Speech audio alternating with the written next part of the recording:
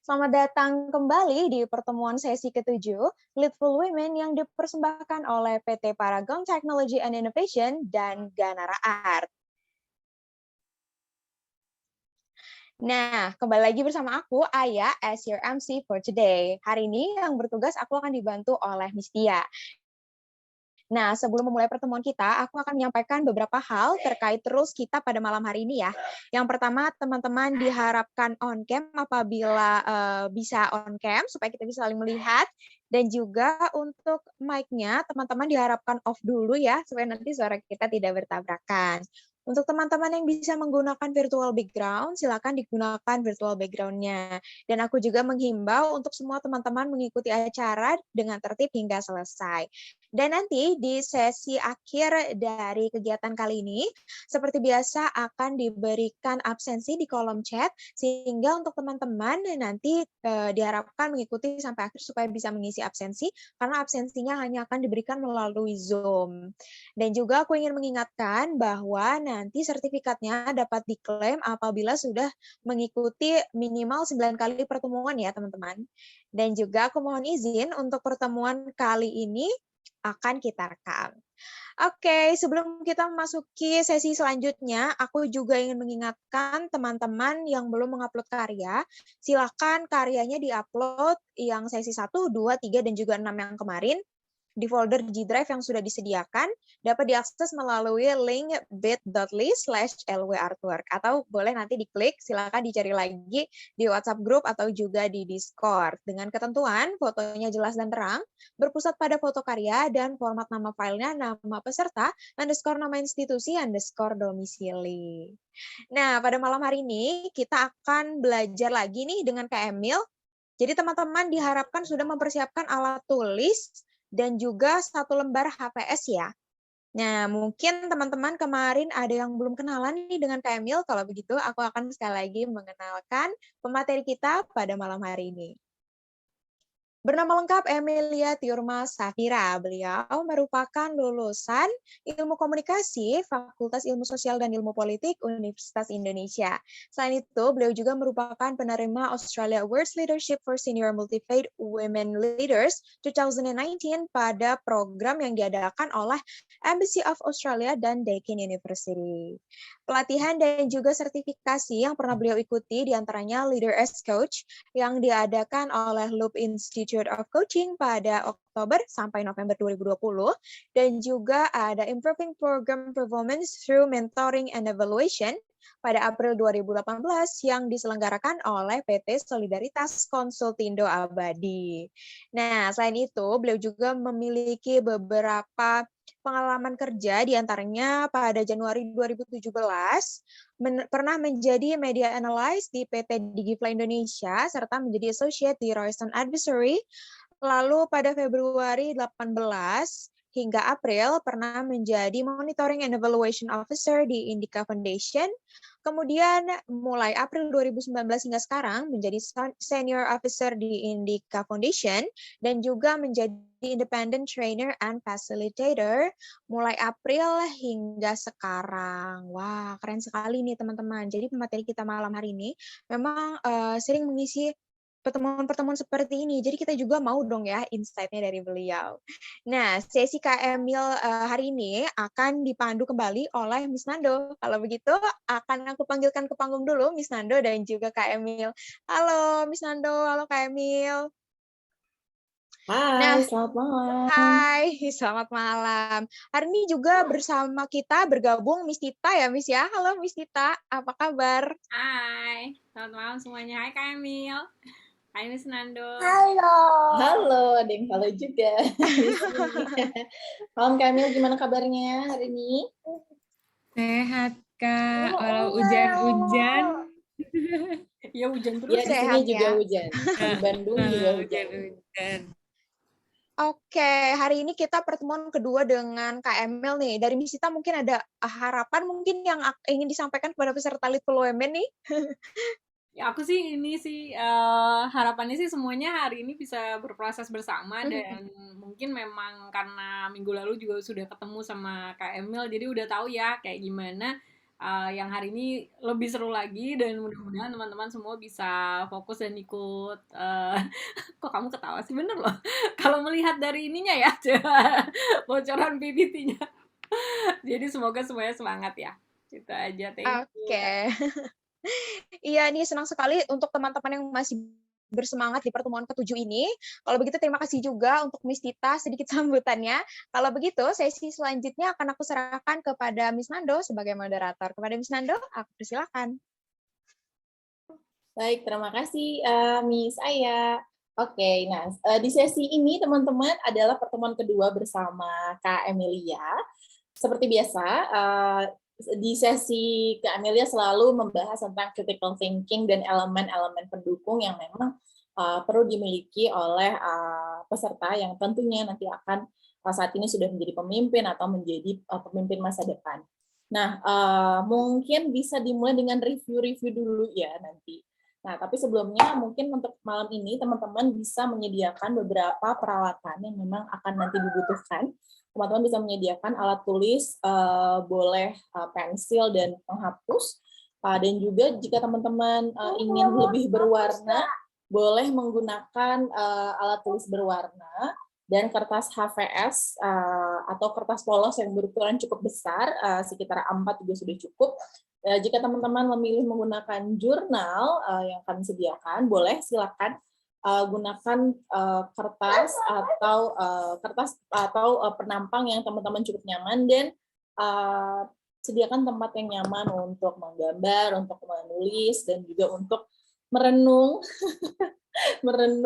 Karena di malam ini mungkin yang berbeda dari sesi-sesi critical thinking sebelumnya atau yang lainnya biasanya lebih ke pemaparan. Nah, kalau di sesi KML ini akan lebih banyak reflecting, akan lebih banyak menelusuri diri sendiri dan juga menghubungkan dengan bagaimana kita mengaplikasikannya di lingkungan.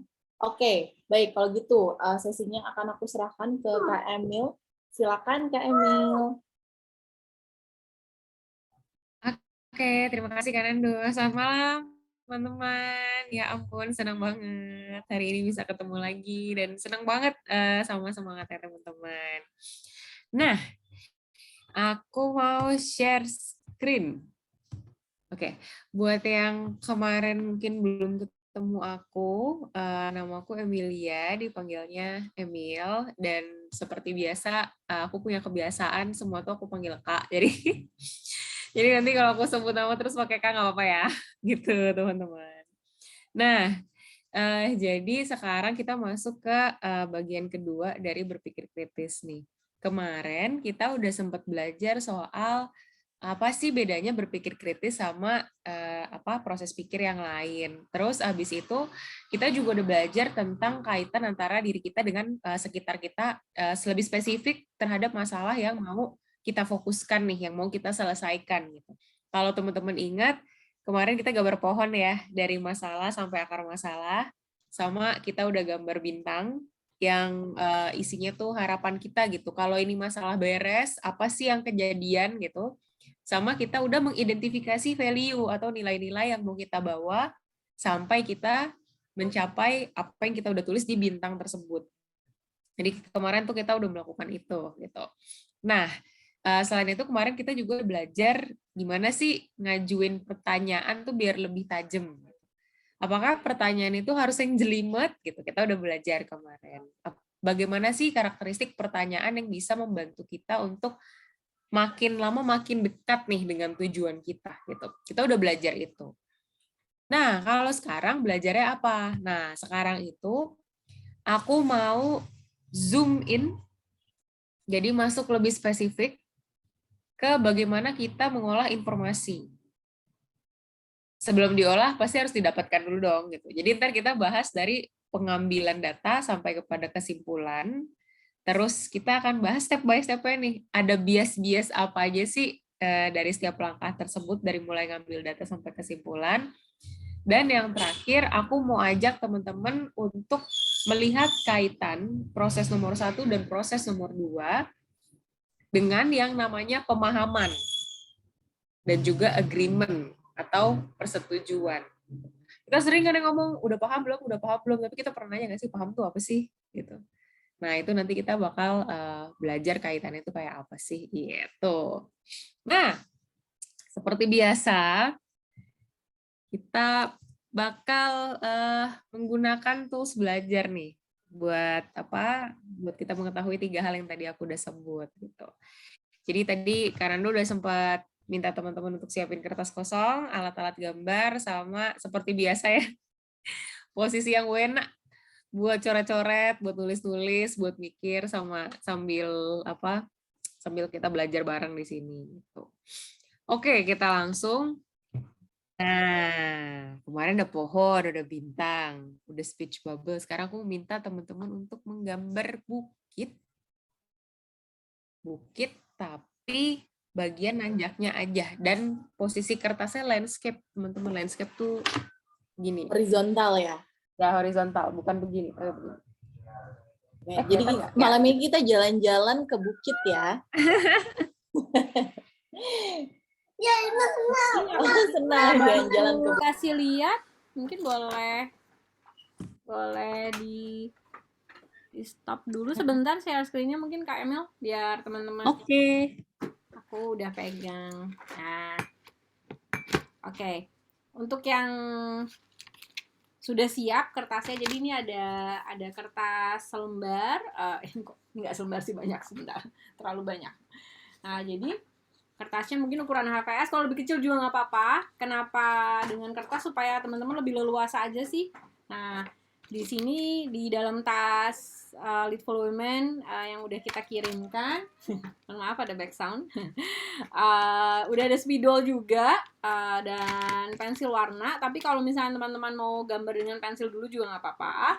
Nah, jadi ada request dari Kak Emil bahwa kalau bisa bukitnya menanjak aja, jadi bukan termasuk yang turunan. Nah, gimana nih caranya? Jadi sebentar ya. Oke. Nah, jadi aku bisa kasih lihat. Jadi kita mulai dari bawah nih, kakak-kakak, teman-teman. Nah, menuju ke atas, lalu turun ke bawah seperti ini. Nah, ini agak nggak kelihatan, jadi akan aku tebalkan dengan spidol. Oke, spidolnya juga boleh warna-warni. Aku akan memilih warna hijau nih di sini. Nah, ini masih udah agak kelihatan ya. Aku akan tebalkan. Jadi caranya hanya menarik garis aja ke atas seperti ini, lalu turun ke bawah. Nah, seperti ini.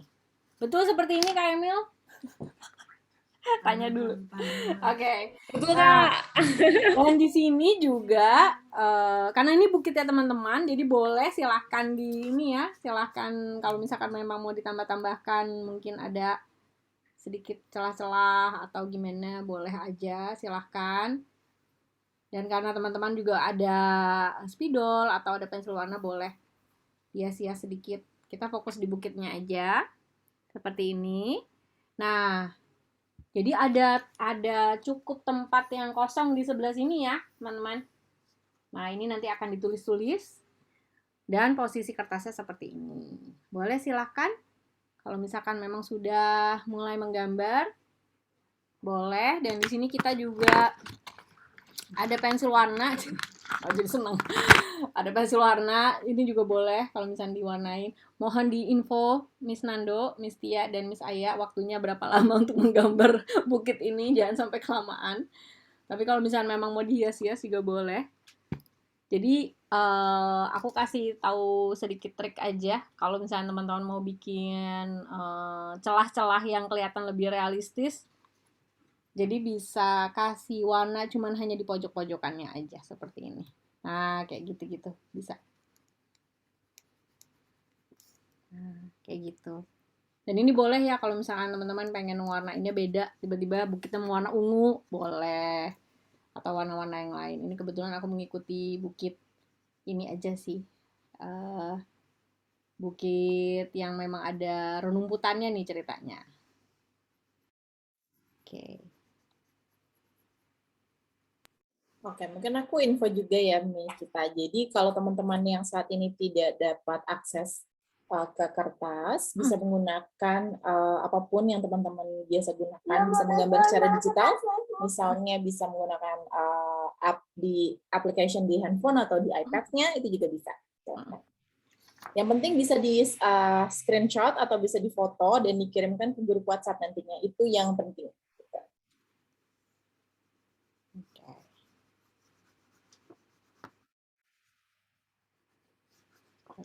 Nah, jadi kalau misalkan memang mau dibikin lebih terang juga bisa. Nah, jadi banyak. Ini dikasih tahu ya kapan aku boleh berhenti, harus berhenti. Boleh, Miss, 1 menit lagi mungkin. Oke. Nah, kalau misalkan teman-teman ngerasa, oh ya ini perbandingannya nih antara si bukit yang pinggirannya dan dalamnya belum terlalu kelihatan, nah ini boleh, nggak apa-apa ditambah lagi aja. Ini buat aksen, seperti ini bisa. Lalu ininya kita tebalkan, ya, pinggirannya. Seperti ini.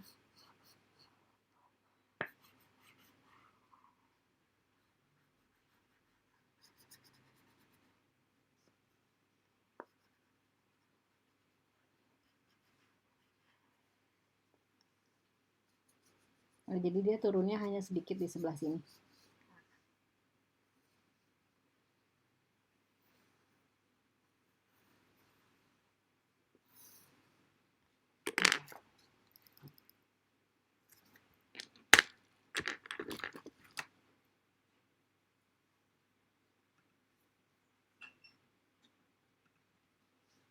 Oke, Miss Tita.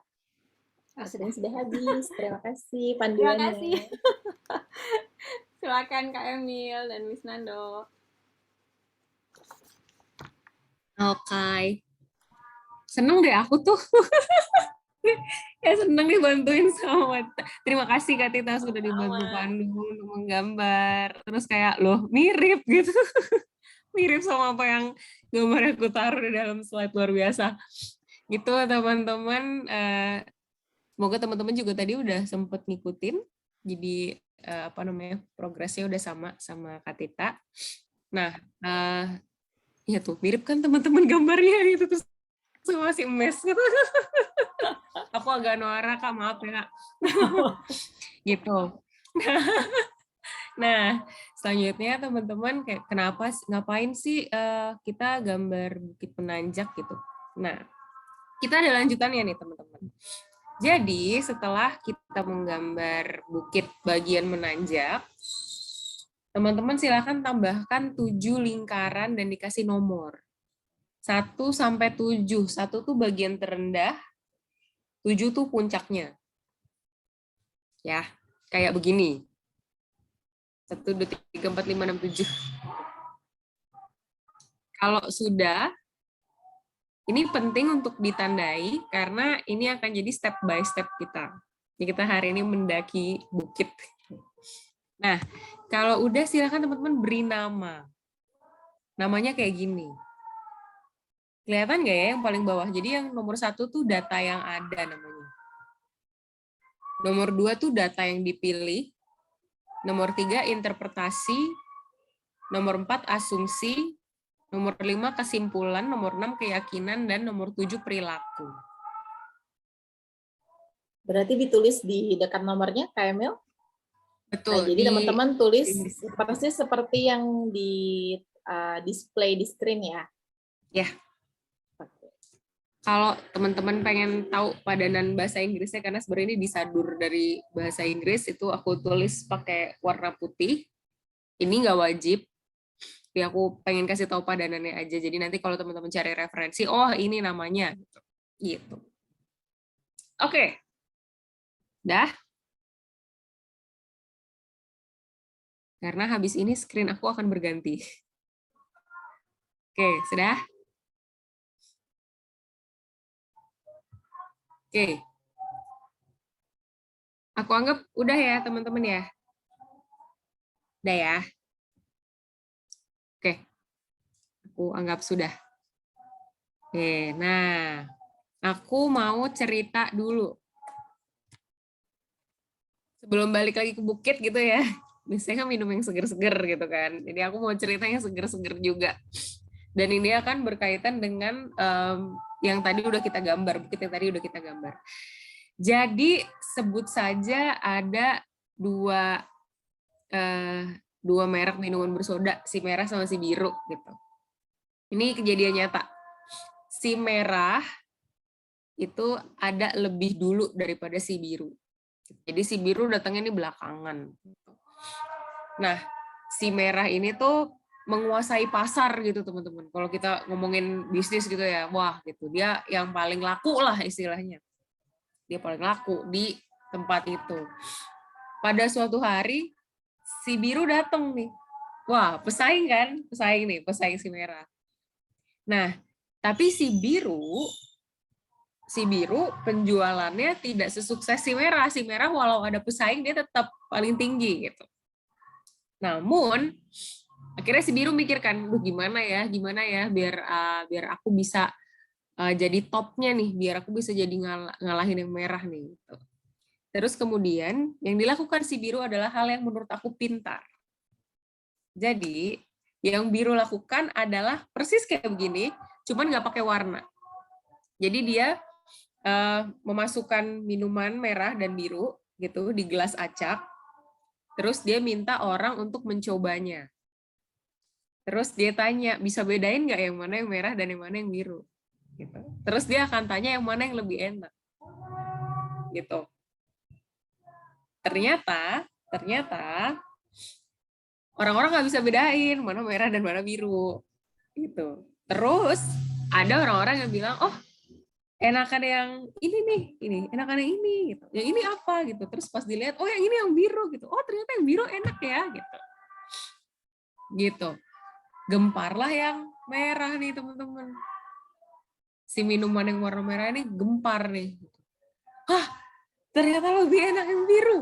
Gitu. Akhirnya timnya ngumpul kan. Wah, ngumpul di kantornya terus. Ayo, bagaimana strategi yang harus kita lakukan supaya kita lebih enak daripada yang biru. Akhirnya karena fokusnya lebih enak kan. Karena fokusnya lebih enak, dia gantilah formulanya. Setelah diganti formulanya, apakah dia mengalahkan biru? Tidak. Penjualannya semakin turun. Karena menurut orang-orang yang suka dengan si merah, rasanya jadi aneh. Oleh karena itu, gempar lagi kan yang merah. Gempar lagi nih yang merah. Terus abis itu mereka akhirnya memutuskan untuk kembali ke rasa dia yang awal, dan dia mengangkat cerita awal kenapa dia ada sebelum ada si biru. Dari situ akhirnya penjualan dia meningkat. Nah, itu dua cerita yang diangkat dari kisah nyata, yang mungkin teman-teman tahu lah ya, minuman bersoda warna merah, minuman bersoda warna biru apa gitu. Gitu. Nah, itu diangkat dari kisah nyata. Dan bahkan jadi brandnya sampai sekarang gitu. Nah, pertanyaanku dari kisah tadi adalah apa nih? Wah, disebut. Tapi aku nggak boleh nyebut. Nggak apa-apa kalau di chat. Oke. Nah, pertanyaanku adalah, ada yang mau coba nggak? Kira-kira si merah, sampai dia salah ambil keputusan tuh, sampai dia ganti resep, ganti rasa, itu miss di bagian mana ya menurut teman-teman? 1, 2, 3, 4, 5, 6. Ada yang mau coba? Tulis di chat mungkin. Menurut saya interpretasi. Yang tadi ngomong siapa? Aku nggak bisa lihat namanya. Siapa? Boleh raise Oh, hand iya, terlebih dahulu, saya teman-teman. Valen. Silakan. Jika ingin menjawab, teman-teman boleh raise hand. Siapa? Kak Valen? Kak Valen ya? Oh, Halo Kak? iya, betul. Ya, boleh perkenalkan Ya. diri, kemudian boleh silakan menjawab. Oke, saya Valen dari Sahabat Pemimpin. Saya di sini menjawab mungkin beda sama teman-teman yang lain, tapi saya jawabnya interpretasi. Kenapa, Kak? Kenapa? Mereka udah punya data Hmm. yang ada, data yang dipilih, datanya dari mana? Dari hasil penelitian atau sampel yang diambil oleh yang tadi punya si Hmm. biru, produknya Hmm. biru.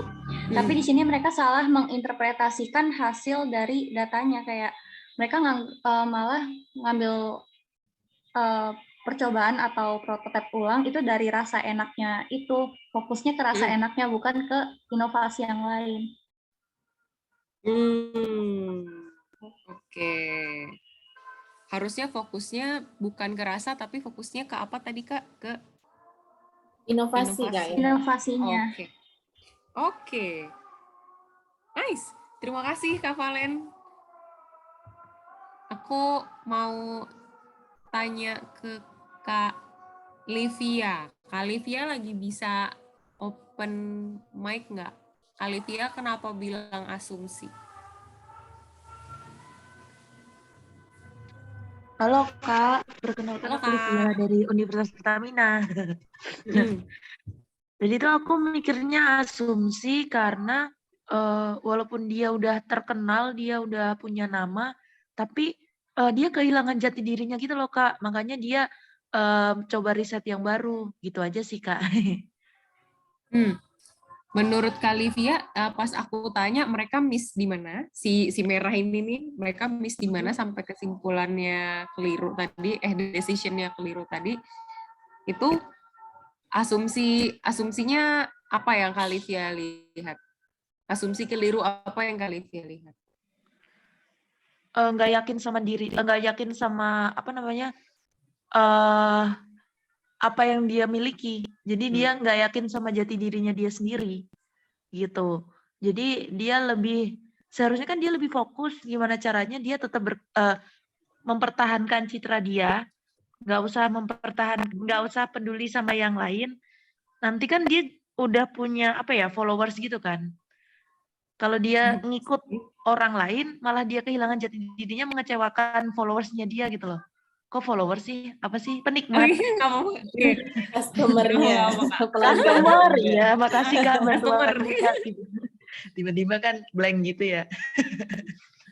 Gitu Kak. Kalau aku gitu sih. Interesting. Makasih Kak. Makasih Kak Livia. Iya, aku suka nih jawaban-jawabannya menarik. Kalau Kak Rahmi sama asumsi. Oh, banyak yang asumsi ya jawabnya. Ada jawaban lain nggak mungkin?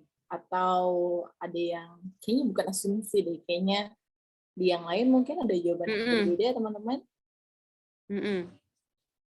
Tadi kalau Kak Valen di interpretasi. Teman-teman di asumsi. Kalau enggak aku mau tanya Kak Vivi lagi bisa open mic nggak, Kak? Aku mau tanya, kalau Kak Vivi alasannya asumsi kenapa? Bisa, Kak. Nah, gimana Kak?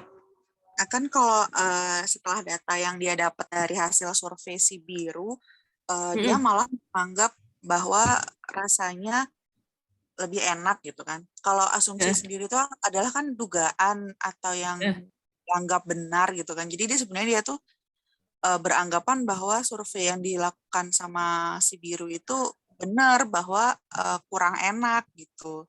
Terus dia jadi nggak pede, terus akhirnya nyobain improve untuk malah ganti rasa gitu. Malah ternyata dia kehilangan trust dari customer sebenarnya. Oke, mantap. Makasih Kak Vivi.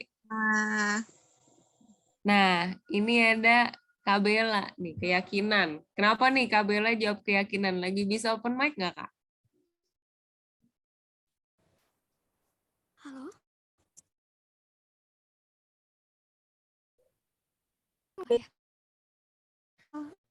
Ya. Aku jawab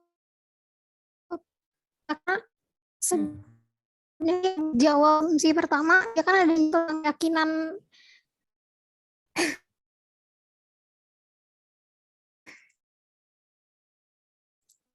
ini itu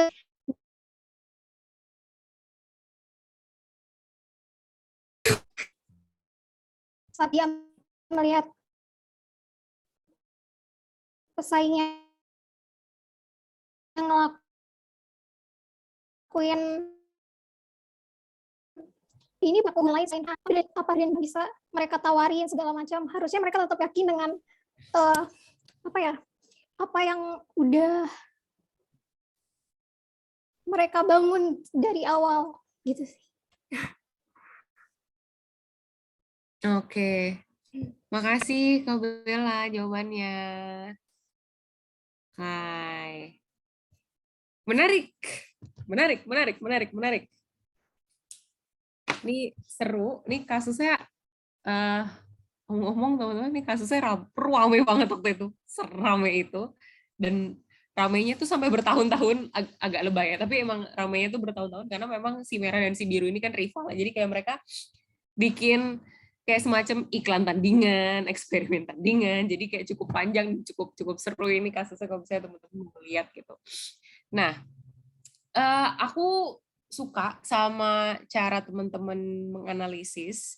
Jadi teman-teman tadi udah ada kata-kata kayak dia punya data, kenapa dia interpretasinya A dan bukan interpretasi B. Artinya teman-teman tahu bahwa cara orang memaknai sesuatu itu bisa lebih dari satu. Jadi kayak benda yang sama dapat dilihat dengan cara yang berbeda. Jadi aku suka di bagian itu.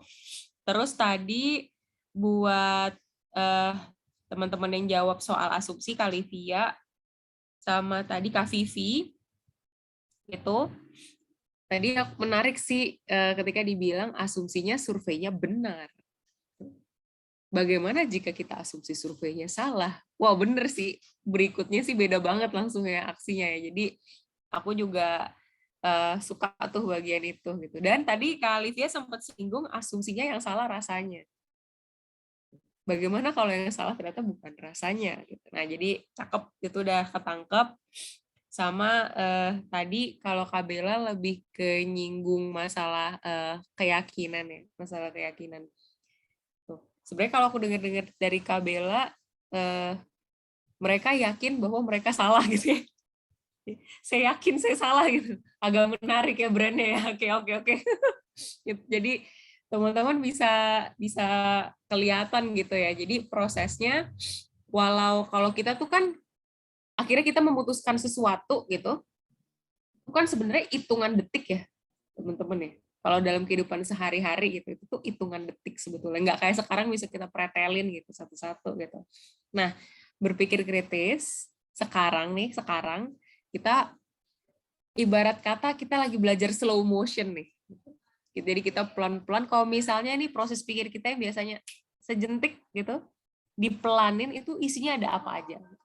Nah, isinya ada 7 ini, dan di 7-7-nya ini tuh mereka semua punya peran. Dan masing-masing tuh punya tantangan.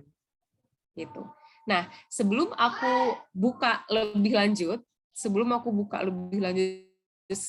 soal masing-masing step ini, aku mau ajak teman-teman buat mendaki sendiri. Mendaki sendiri maksudnya apa? Jadi mendaki sendiri ini aku mau ajak teman-teman untuk coba ingat-ingat satu keputusan yang misalnya pernah teman-teman ambil, dan ini harus berkaitan dengan masalah yang pernah teman-teman gambar di pohon kemarin. Itu. Dan juga tujuan yang pengen teman-teman capai di bintang. Tuh ya, jadi dikaitkan dengan masalah yang memang sudah dipilih di pertemuan pertama. Gitu. Terus kemudian teman-teman tuliskan perjalanan dari mulai data yang ada sampai ke kesimpulan aja. Ya. Jadi 1 sampai 5 aja. Di pertemuan kali ini kita belum akan nyentuh nomor 6 dan nomor 7. Jadi 1 sampai 5 aja, oke? Ya. Jadi instruksinya jelas ya. Aku mau kasih contoh dengan yang punya aku kemarin. Jadi kalau punya aku kemarin itu kan masalah yang aku angkat tuh partisipasi perempuan belum full gitu. Belum full participation. Gitu. Nah, yang aku inginkan adalah masyarakat jadi tahu benefit dari kesetaraan gender gitu. Sehingga ya perempuan di situ bisa lebih mudah gitu, aksesnya lebih terbuka untuk menjalankan peran di masyarakat. Jadi itu yang aku inginkan. Nah, gambarnya jadi kayak apa? Gambarnya tangga. Ya, bendaki jadi kayak apa nih bendakinya? Jadi yang pertama available data atau data yang ada. Jadi data yang ada misalnya aku tuh cari-cari dari yang ada di laporan PBB gitu. Terus laporan dan data-data statistik dari berbagai macam kementerian. Terus aku ngeliat fenomena-fenomena media sosial. BTW ini aku beneran ya, ini kasusku beneran gitu, ini real. Nanti teman-teman juga bisa ambil kasus real, keputusan real yang pernah teman-teman ambil. Tuh. Nah, terus itu yang data yang ada tuh yang paling bawah, nomor 1. Nomor 2, selected data atau data yang diambil atau data yang dipilih. Gitu. Nah, aku memilih dari apa kan data di laporan banyak banget gitu kan. Terus habis itu kan di media sosial fenomena ya tentu saja sangat banyak. Terus aku milih data tuh perempuan terlibat dalam pengambilan keputusan strategis di berbagai lapisan organisasi itu ternyata jumlahnya 5%. Ini angkanya ngasal, jadi jangan diambil angkanya gitu. Tapi ini apa contoh data yang aku ambil gitu. Pokoknya partisipasinya rendah gitu. Dan beberapa data lain kayak misalnya kalau dilihat piramida gitu makin ke atas jumlahnya tuh makin kecil gitu. Ada apa? Misalnya seperti itu. Atau ngelihat pemetaan mau jenis perusahaan kayak apa? Loh kok jumlahnya tetap rendah? Mau for profit, mau non profit, mau industri A, industri B gitu. Loh kok rendah? Gitu. Mau di tingkat RT sampai yang paling atas gitu. Lembaga eksekutif yang paling atas loh kok dikit ya gitu. Nah, itu adalah data-data yang aku ambil. Gitu. Interpretasiku adalah ya berarti partisipasi perempuan yang masih rendah, nggak hanya di top level, tapi di semua level. Itu interpretasiku terhadap apa yang aku temukan. Gitu. Nah, apa nih asumsinya? Asumsiku ada 2. Yang pertama ada miskonsepsi nih tentang partisipasi perempuan. Jangan-jangan yang penting 1, nah itu udah dikatakan partisipasi perempuan. Itu terang aja makin lama makin misalnya gitu. Atau yang kedua, apa jangan-jangan nggak semua perempuan berdaya untuk involve ya? Karena kok hampir di semua lini misalnya kayak gitu. Itu asumsiku. Sehingga kesimpulan yang aku ambil adalah, oke, kalau gitu aku perlu bikin pelatihan tentang kesetaraan gender, dan nggak cuma tentang kesetaraan gender, aku juga perlu bikin pelatihan buat para perempuan di berbagai lapisan di organisasi. Karena kan tadi datanya kan di berbagai lapisan tuh partisipasinya masih rendah kan. Nggak cuma di top level seperti yang selama ini kita kira gitu.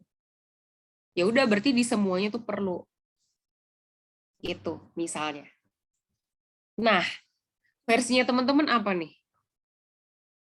Versinya teman-teman tuh gimana?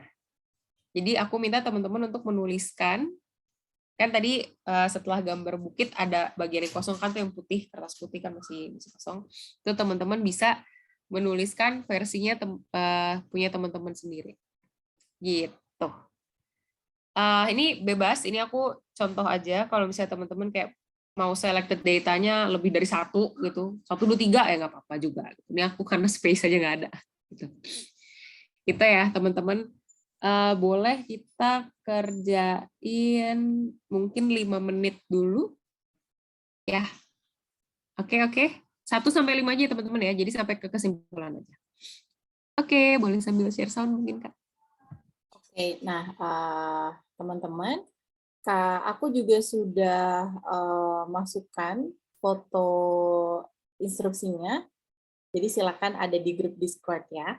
Jadi kalau mau lihat apa sih tadi slideshow-nya yang instruksi kegiatannya sudah ada di Discord juga di ruang utama. Silakan.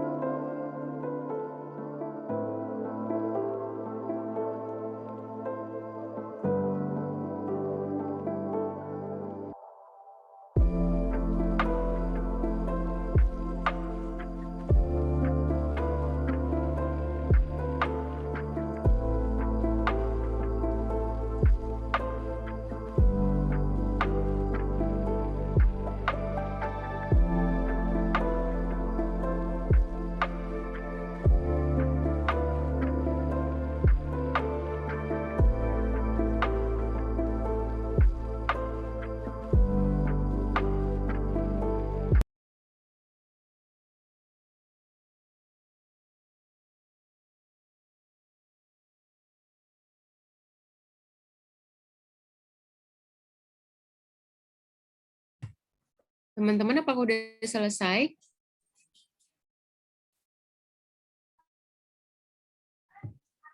Oh, 1 menit lagi.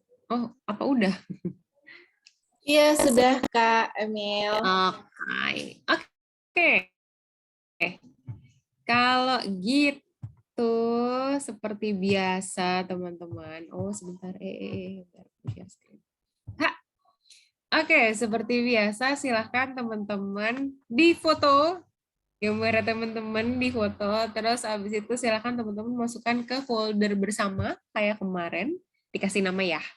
Atau taruh di WA kalau emang lagi kesulitan untuk akses. Habis itu kita bisa cerita-cerita. Jadi boleh teman-teman silahkan sekarang dimasukkan.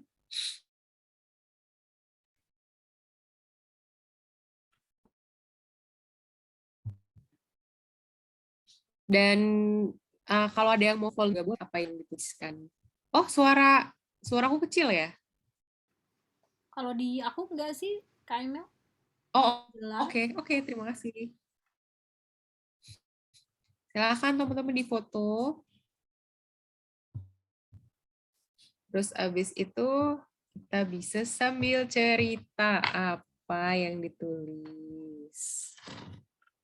Apa yang ditulis.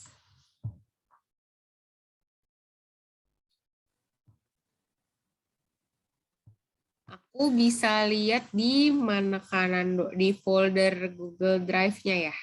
Ya, sebentar nanti di-share linknya ya. Oke. Oke.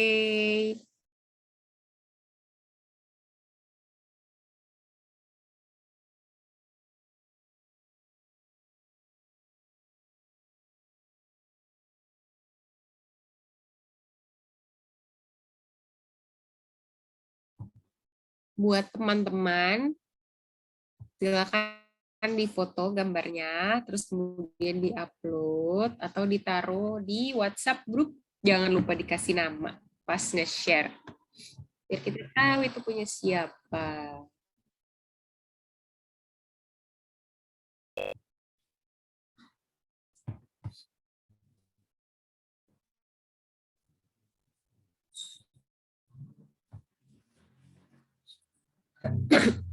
Maaf.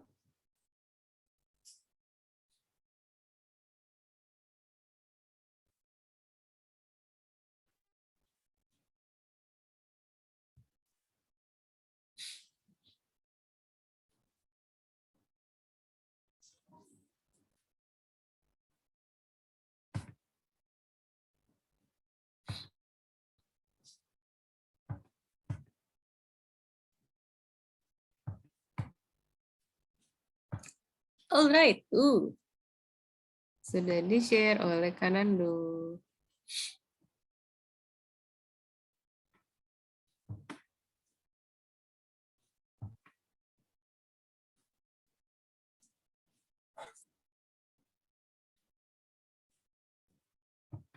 Oke.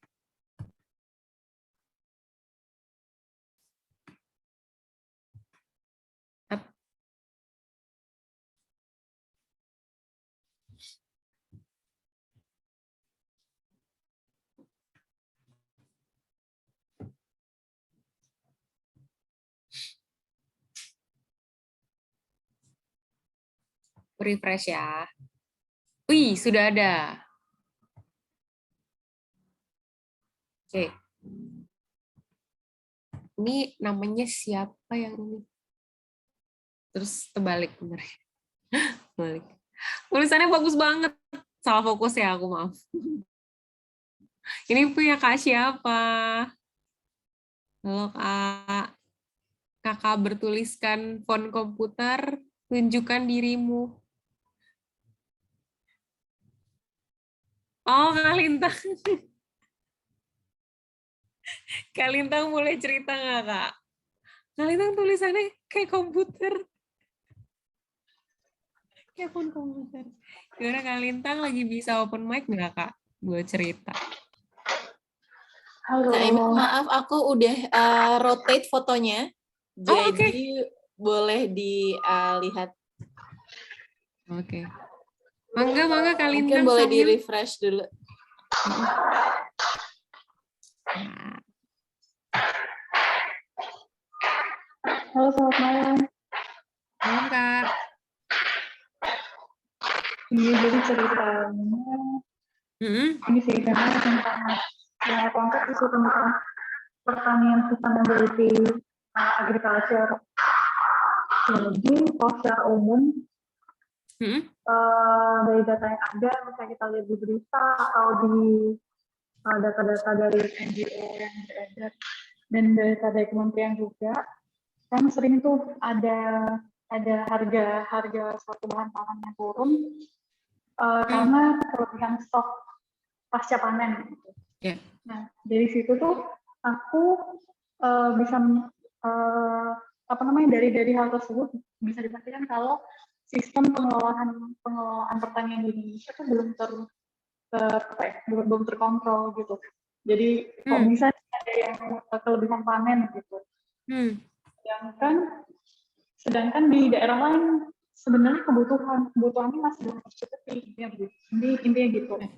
Data yang aku pilih berarti pertanian di Indonesia tidak ramah lingkungan serta tidak memiliki sistem pengelolaan yang baik. Kenapa dibilang yang tidak ramah lingkungan? Itu juga karena ketergantungan akan pupuk kimia, lalu pestisida itu masih sangat tinggi gitu. Otomatis kan itu bisa dibilang kalau kondisi ekologisnya tidak seimbang sehingga memunculkan hama baru atau ketidakseimbangan predator dan hama yang harus diberantas kayak gitu. Nah, interpretasiku adalah pengelolaan pertanian yang tidak ramah lingkungan ini ada di semua jenis pertanian, nggak cuma ada di bahan makanan pokok seperti padi dan jagung, tapi juga ada di misalnya pertanian bunga, pertanian buah, itu juga ada.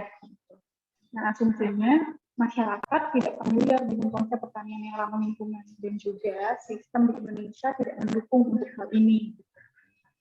Dan kesimpulan yang aku ambil adalah komunitas dengan konsep yang mendukung konsep sistem pertanian yang ramah lingkungan itu perlu didukung gitu perlu didukung oleh anak-anak muda mungkin ya yang lebih paham gitu tentang pentingnya sustainability di kehidupan sehari-hari gitu. Dan sebagai individu juga mungkin kita harus membiasakan diri dengan pola hidup yang berkelanjutan, misalnya minim sampah, lalu pengelolaan limbah rumah tangga kayak gitu.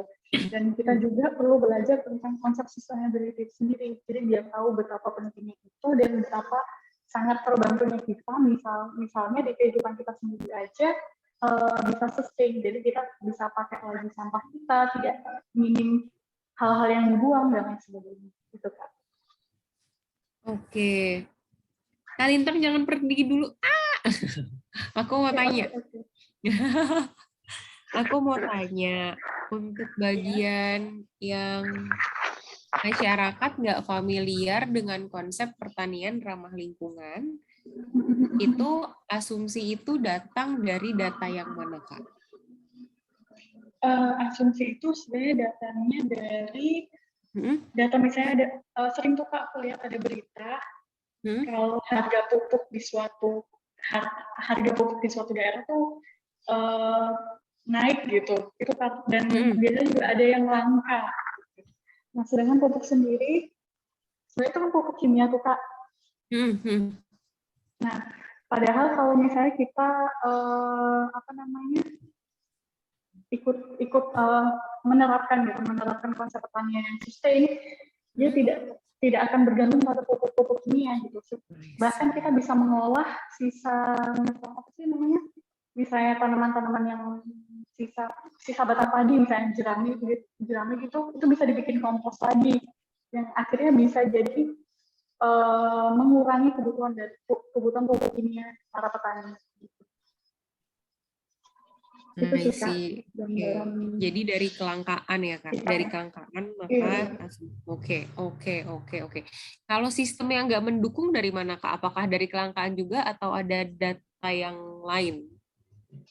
Kalau sistem Indonesia tidak mendukung juga dari kelangkaan bisa, atau juga dari ini sih. Biasanya kan juga ada yang kemarin sama harga tomat yang cuma 1.000 sekilo gitu. 1.000 sekilo, atau yang kemarin harga telur naik. Nah, itu kan juga kadang tuh banyak ditemukan adanya tengkulak atau orang-orang yang suka apa sih namanya, hold hasil panen dulu, di hold dulu, baru nanti kalau harga meningkat karena stoknya sedikit, baru dia lepas.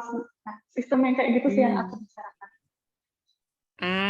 Jadi antara produsen ke konsumen itu masih panjang banget rantainya. Gitu. I see, oke. Terima kasih Kak Lintang. Oke, sama. Thank you, Kak. Reaction buat Kak Lintang. Seru ya? Kak Emil sudah masuk beberapa loh, sudah banyak sekali di folder. Dan aku refresh dulu. menarik banget karena gambar-gambarnya juga ternyata artistik sekali nih dari teman-teman. Oh my God. Oh my God, aku happy melihatnya. Sebelum aku masuk ke gambar teman-teman yang lain, tadi teman-teman kalau nyimak ceritanya Kak Lintang itu menarik ya. Jadi dari kehadiran tengkulak, jadi panjangnya rantai dari produsen ke konsumen, itu menjadi data landasan asumsinya Kak Lintang bahwa ini enggak familiar nih sama yang namanya sustainable farming gitu. Atau pertanian sustainable, pertanian berkelanjutan, enggak. Gitu. Lihat ya. Kalau misalnya kita kayak biasanya apa urusannya tengkulak sama keberlanjutan gitu. Oh, ternyata bisa kayak begitu ya gitu. Kalau misalnya teman-teman tadi ngelihat ceritanya Kak Lintang gitu. Sama tadi teman-teman ngelihat bagaimana kaitan antara harga sama tadi juga ya familiarity gitu, atau pasti familiarity istilahnya ya itu kedekatan dengan yang namanya keberlanjutan gitu. Itu juga jadi underlying atau jadi dasarnya Kak Lintang berasumsi bahwa oh ya belum familiar sehingga perlu lebih difamiliarkan. Mari kita lihat yang menarik lagi. Ntar teman-teman ketemu banyak yang menarik nih. Ini ada Kak Aida. Kak Aida lagi bisa cerita nggak, Kak?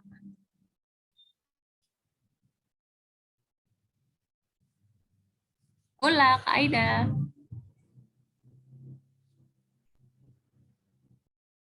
Halo. Oh, kalau lagi nggak bisa, aku ke sebelahnya dulu. Kak Anissa Putri, lagi bisa cerita nggak, Kak? Halo Kak Emil. Halo, gimana Kak? Oke. Jadi sejujurnya aku masih bingung karena aku nggak ikut sesi kemarin. Gak apa. Oke, jadi ini yang penangkapan aku ya. Ini masalah yang aku angkat ini sebenarnya sebuah masalah yang sering kita temuin tapi kayak dianggap sepele gitu loh. Jadi kalau misalkan kita di sekolah gitu, pasti kalau misalkan kalau orang setelah dikasih materi terus mau nanya itu malu, mau presentasi malu, disuruh maju ke depan tuh pasti malu gitu kan. Nah, jadi data yang ada ini tuh aku tuh dapat dari lingkungan sekitar, dari yang aku lihat dan apa yang aku dengar dari teman-temanku juga gitu. Jadi tuh rata-rata siswa atau mahasiswa, bahkan sampai mahasiswa gitu, masih kayak gitu, itu tuh mereka tuh takut buat maju ke depan gitu.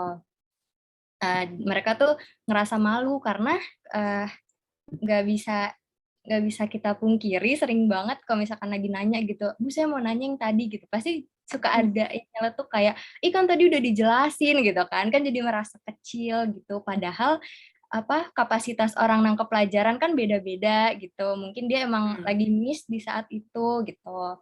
Jadi asumsi aku, mereka tuh ya ada penghalangnya ini nih, yang mulut-mulut nyinyir inilah gitu. Terus takut, jadi nggak mau lagi nanya karena nanti digituin sama mereka gitu. Terus kalau lagi presentasi juga nanti mereka nanyanya ngaco-ngaco di luar dari materi bla bla bla segala macam gitu. Jadi konklusi aku itu tuh memberikan kesadaran untuk semuanya, bukan pokoknya semuanya. Jadi ayolah gitu kan, jangan dong kayak gitu ke orang lain. Kita saling support aja yuk buat saling percaya diri, terus jangan ngecilin orang lain, kayak gitu aja Kak. Oke. Kak, aku mau tanya, di bagian asumsi itu ada tidak percaya diri. Kalau ngelihat data, apa yang mendasari Kak Anissa bilang ada ketidakpercayaan diri? Karena kalau tadi aku dengerin kayaknya fokusnya lebih ke orang-orang yang meledek gitu ya ketika ada yang nanya. Dasar asumsinya apa Kak? Jadi rasa tidak percaya dirinya itu tuh dampak dari orang-orangnya itu. Oke. Oke. That's it. Oke, oke. Oke. Oke, makasih Kak Anissa udah sharing. Thank you Kak Emil. Tangan buat Kak Anissa. Kita next. Masih ada waktu kan aku masih. Kak Aswita. Kak Aswita lagi bisa open mic nggak? Iya, halo Kak Emil. Hai Kak. Halo, iya. Iya, oke. Di sini isu yang diangkat adalah mungkin langsung di available datanya, data BPS mengatakan SMK atau lulusan SMK adalah penyumbang pengangguran tertinggi di Indonesia. Seperti itu. Dan data ini juga dipublikasikan di berbagai artikel. Lalu selected datanya adalah industri yang turut serta dalam program Link and Match. Banyak sekali SMK tuh punya MOU, tapi programnya tidak sustainable. Seperti itu, selected datanya itu. Lalu interpretasinya adalah pengadaan alat praktik tidak boleh hanya berupa barang, melainkan continuous support. Jadi kan biasanya industri, ini saya sebenarnya ngangkat dari cerita atau kerjaan pribadi sih, Kak Emil. Iya, rata-rata kayak industri swasta itu mereka support banyak SMK, cuman ya udah ngedrop barang aja, tapi nggak ada continuous support berupa training yang sustain atau program-program lain, sehingga seringkali ditemukan di SMK tuh alat praktik itu nganggur gitu, cuman bertahan beberapa tahun. Berarti assumption-nya itu guru atau teknisi di sekolah tidak dilatih dengan baik oleh pihak industri, ataupun kurikulumnya itu tidak maksimal gitu. Mungkin hanya di training alatnya, cuman tidak dipikirkan regenerasinya seperti apa, lalu maintain laboratory itu seperti apa, dan lain-lain. Yang kedua mungkin asumsinya juga kurangnya partisipasi Diknas atau mungkin Dikbud dalam dalam hal programnya. Biasanya kan kalau Kemendikbud atau kementerian-kementerian, they only care about procurement. Yang jelas kita udah ngabisin anggaran sekian-sekian untuk support SMK sekian-sekian, tapi what's next itu ya udah nggak dibina lagi, seperti itu.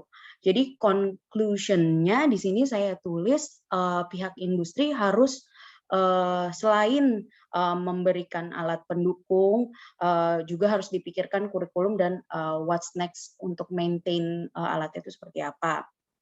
Lalu pelatihan trainer adalah bagian penting dalam pemberian bantuan atau program Link and Match dengan antara SMK dengan industri, seperti itu. Gitu Kak. Terus sebenarnya saya kebablasan sampai happy. Sorry. Iya. Bagus. Jadi di Aku sini mau tanya dong Kak. Iya, silakan. Ketika Kak Aswita, ini interpretasi dari interpretasi gitu. Ketika Kak Aswita melihat bahwa bantuan ke SMK itu hanya berupa barang, ya yang nggak berkelanjutan ya, jadi kayak nggak dipikirin gitu setelah dibantu bareng terus apa gitu. Iya.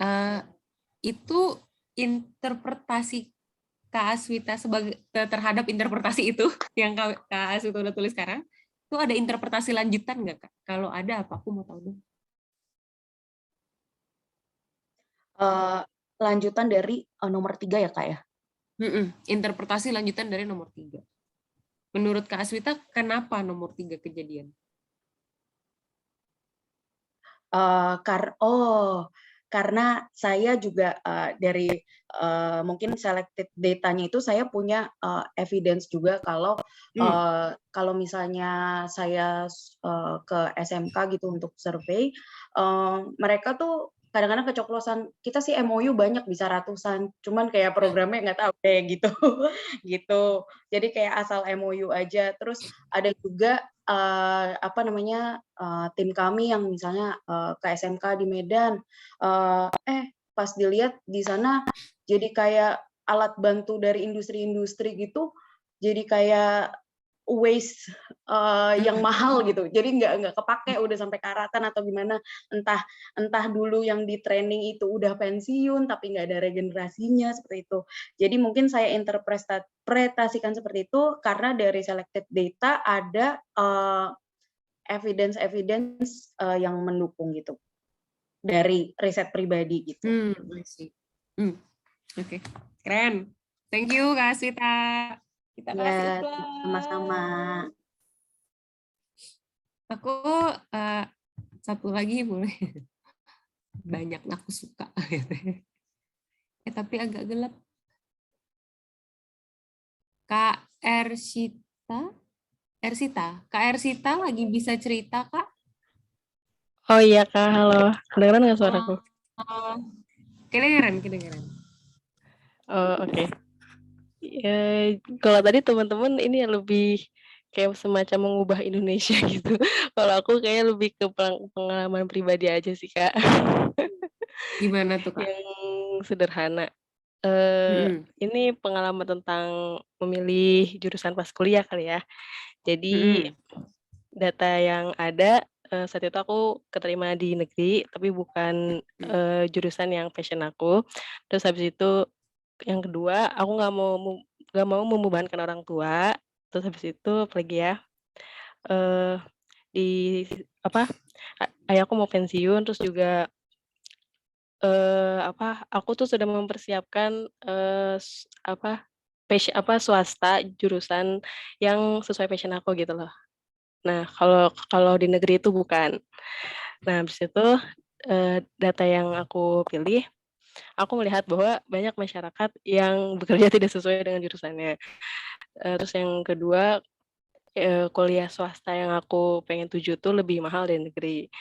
Nah, lalu interpretasinya untuk kuliah di jurusan yang sesuai passion aku, mau nggak mau harus swasta dengan biaya yang mahal. Lalu asumsinya kuliah dengan jurusan yang bukan passion aku tidak menentukan masa depan aku.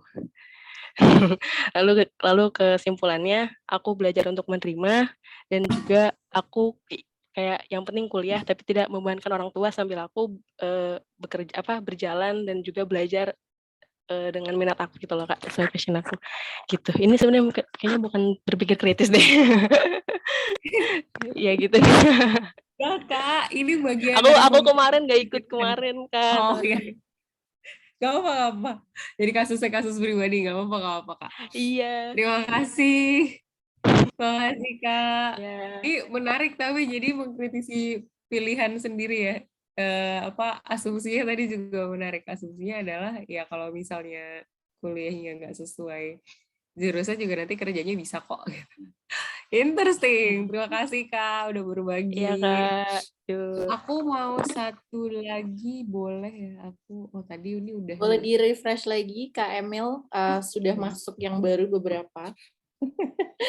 Wow! Seneng. Tapi aku tertarik sama punya Kak Valen, OMG. Lucu. Kak Valen bersedia cerita nggak? Boleh, tapi maaf ya saya nggak bisa open cam karena masalah sinyal. Ya, nggak apa-apa. Gimana Kak? Oke. Jadi di sini saya mengambil pengalaman yang karena di organisasi saya di Aliansi Remaja itu kita mengangkat isu kekerasan pada perempuan. Nah di sini kita ngambil data di Kementerian PPA dan fenomena di media massa juga dari data yang ada. Kemudian data yang dipilih itu adalah kekerasan seksual dan pelecehan pada wanita yang kemarin itu sampai mencapai 4.000 kasus di tahun 2021. Dan di sini interpretasi yang saya dapat, rendahnya kesadaran akan hak perempuan dan posisi perempuan. Jadi banyak orang-orang merasa bahwa perempuan itu rendah sekali posisinya, baik dalam keluarga dan juga dalam masyarakat, sehingga mudah ditindas. Dan di sini asumsi saya adalah satu, perempuan itu masih belum berdaya untuk melindungi dirinya karena banyak kasus-kasus kekerasan yang pada akhirnya tidak bisa diproses karena kurangnya bukti, kemudian banyak yang memandang rendah akan pelaporan yang sudah diberikan gitu. Kemudian kedua, budaya patriarki juga masih mengakar dan berdampak pada posisi perempuan. Dan di sini kesimpulan yang saya ambil adalah perlu ada pelatihan tentang pemberdayaan perempuan, bagaimana cara perempuan untuk melindungi dirinya, bagaimana perempuan harus memahami proses hukum sehingga mereka bisa melindungi diri mereka sendiri. Dan advokasi kasus kekerasan pada wanita. Jadi kami membentuk komunitas agar para wanita yang mengalami kasus yang sama bisa diberdayakan dan kita bisa perjuangkan kasusnya bersama-sama. Begitu.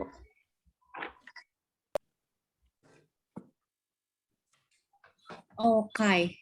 Terima kasih Kak Valen. Terima kasih Kak Valen. Aku komentarin ya sekalian ya. Mantap. Aku mau bahas semua. Nggak bisa, Mil. Nggak bisa, Mil. Mau dibahas semua, Mil nggak bisa. Oke.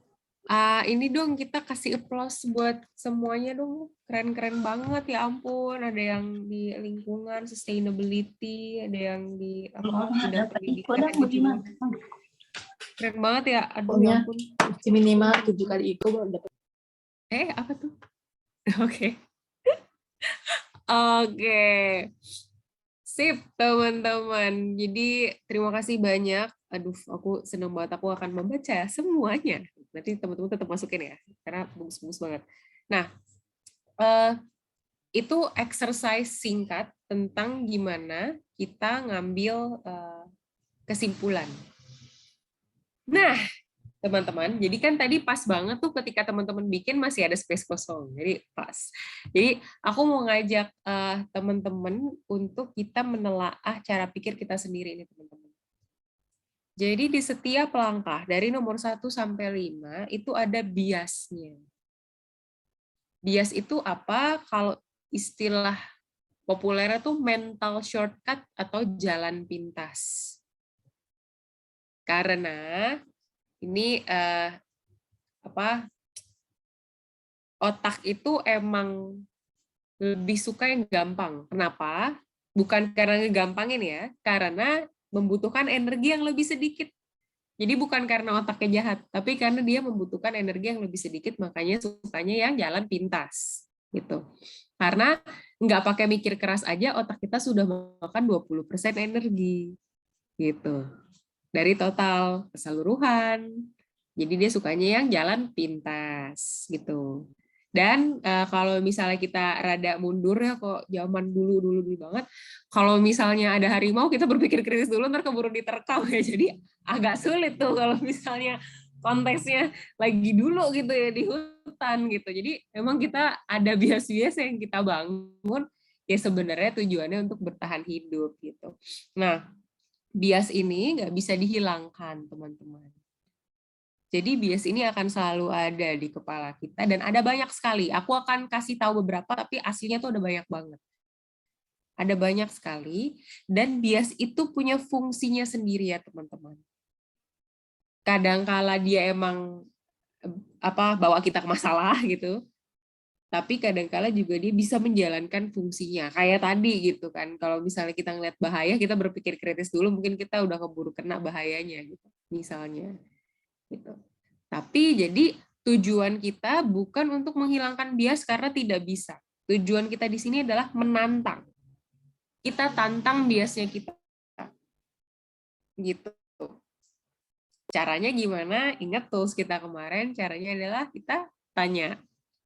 Sama kita mendiskusikan kemarin ya, kebenaran gitu. Fondasi orang mengatakan sesuatu sebagai tepat, fondasi orang berargumen itu apa sih? Kemarin kan ya, kita udah belajar itu. Gitu. Sama aku nambahin nih. Tuh satu lagi, dan ini kita mau belajar bias dari setiap step-nya. Sambil aku terangin, teman-teman juga bisa sambil menelaah setiap step yang udah teman-teman tulis gitu, adakah bias ini di situ.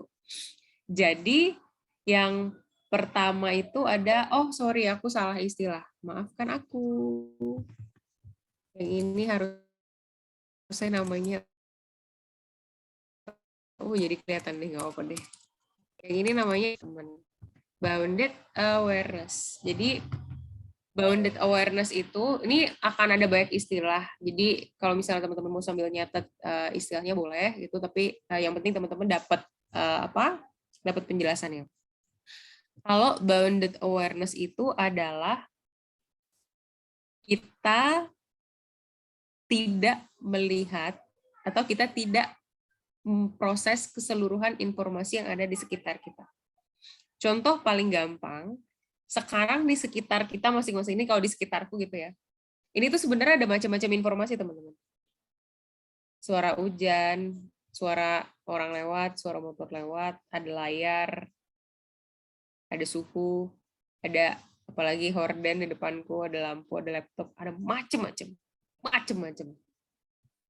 Tapi yang aku proses hanya sebagian. Nah, itu namanya bounded awareness. Apakah artinya yang tidak aku fokuskan itu nggak bisa diakses atau lebih sulit diakses? Enggak, gampang kok. Tapi fokusku nggak ke situ aja. Gitu. Dan ini juga nih, paling gampangnya juga ya, kalau di kehidupan sehari-hari, teman-teman pernah nggak, misalnya lagi jalan gitu, terus habis ditanya sama teman kita gitu, tadi ngelihat nggak orang itu? Hah, yang mana? Nggak ngeh. Nah, nggak ngeh, nah itu contoh salah satu bounded awareness. Kita lagi fokus gini, dari semua informasi yang ada di sekitar kita, kita hanya fokus kepada beberapa. Nah, itu tantangan pertama. Gitu. Dalam kasus yang tadi tuh merah sama biru, hampir aja aku mau nyebut mereknya. Dalam kasus merah sama biru, berceplosan.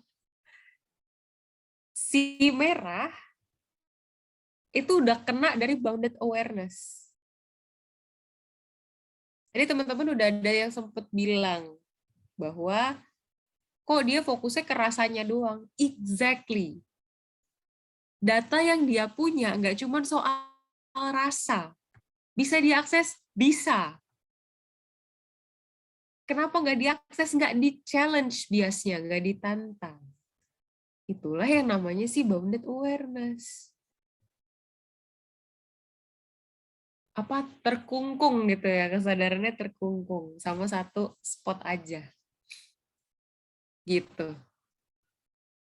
Nah, aku tadi contoh yang aku kasih, yang aku lihat media sosial dan juga laporan. Malah perempuan ya, nggak aku tanya. Itu krusial padahal. Bikin program buat perempuan, perempuannya nggak ditanya.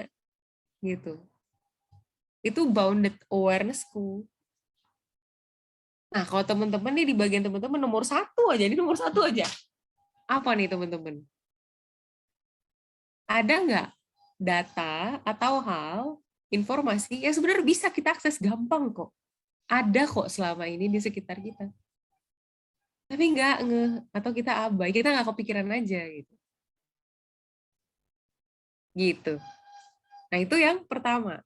Nah, dari nomor 2 sampai 5, ada beberapa bias yang mungkin mempengaruhi. Jadi ada 4 nih yang mau aku kasih tahu ke teman-teman. Ada yang namanya confirmation bias, mungkin kita udah sering dengar yang ini karena paling sering dibahas biasanya kalau lagi ngomongin berpikir kritis. Terus ada in group out group, ada survivorship bias, sama ada just world hypothesis. Nah, dan bias nomor 1 sampai 4 ini juga adalah bias-bias yang aku lihat sering muncul ketika kita bicara masalah yang berkaitan utamanya dengan kesetaraan gender atau inklusi sosial. Mari kita telaah. Jadi, confirmation bias itu apa? Confirmation bias itu mencari bukan apa yang benar, tapi kenapa saya benar. Nah, bahaya nih kalau terjadi di nomor 2. Jadi kita bukannya kita mendaki ya, kita main prosotan nih. Jadi dari kesimpulan, pokoknya saya udah berangkat dulu dari kesimpulan bahwa saya harus udah kebobonya dicari deh apa ya yang mendukung kesimpulan saya. Nah itu tuh confirmation bias tuh, kita main prosotan bukannya kita ngedaki bukit gitu. Tuh confirmation bias. Ada saudaranya nggak aku tulis tapi gampang diingat, dan biasanya juga sadar gak sadar suka kita lakukan. Disconfirmation bias. Disconfirmation bias, kalau yang confirmation bias kita cari kenapa kita benar, kalau disconfirmation bias kita cari kenapa orang lain salah. Sama aja sebetulnya ya. Gitu. Nah, kenapa ini jadi ngeganggu? Apalagi buat nomor 2, buat memilih data, nanti kita bakal jadinya milih data-data yang tadi kan mendukung kita doang. Ngambil data-data yang mendukung kita doang, padahal ada bukti-bukti lain yang mungkin, atau ya mungkin nggak mendukung kesimpulan kita, atau nggak mendukung nomor 6 kita, belief kita. Tapi dia data krusial. Akhirnya apa? Kesimpulan salah, perilaku salah. Sayang. Kita jadi kehilangan kesempatan buat improve. Nah sekarang, mari kita lihat nomor 2 kita. Ada nggak data yang kita ngeh nih ada, tapi nggak kita ambil? Gitu. Karena nggak cocok aja. Gitu. Ada nggak? Atau kita sudah memperhitungkan, kayak kemarin kita udah belajar ini nih, orang yang berseberangan sama kita, kalau misalnya orang nggak setuju sama apa yang kita lakukan, kira-kira argumen dia apa? Dia bawa bukti apa? Kita taruh nggak di meja bukti dari dia? Gitu. Karena ingat, orang yang berseberangan belum tentu dia berada di luar lingkaran kebenaran. Bisa jadi dia ada di dalam lingkaran kebenaran yang sama, ya cuman derajatnya kalau di lingkaran gitu ya, beda aja gitu sama kita gitu. Tapi ketika kita mendengarkan bukti dari dia, dengan catatan ya bahwa bukti dari dia juga bisa dipertanggungjawabkan ya. Terus sebenarnya kita lagi nambahin satu puzzle realita, satu puzzle bukti, potongan-potongan bukti yang bisa kita pakai untuk dapat kesimpulan yang lebih cakep, yang lebih kuat. Sehingga keputusan kita juga lebih kuat. Gitu. Oke.